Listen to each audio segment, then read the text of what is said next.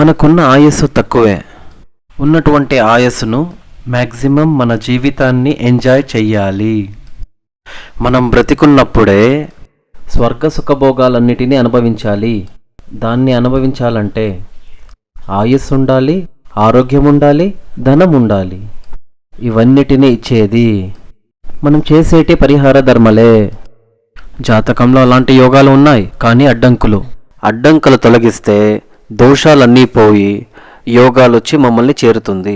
అలాగని పరమ దరిద్ర యోగమున్న ఒక్కడికి 1000 ధనభాగ్య హోమాలు చేసినా అది వర్కౌట్ అవ్వదు. అది ఇక్కడ వచ్చినప్పుడు ఇక్కడ ఉన్న వాళ్ళే చెప్తారు, ఈ యొక్క జాతకం ప్రకారం మీరు ఏం చేసినా ప్రయోజనం ఉండదు, నీ యొక్క జీవన పర్యంతం కష్టపడే నీ జీవనాన్ని గడపాలి, నువ్వు పర్మనెంట్గా దేవీ క్షేత్రంలో పూజించాలి అని చెప్పి పంపిస్తా. ఎందుకంటే కల్యవ్ దేవి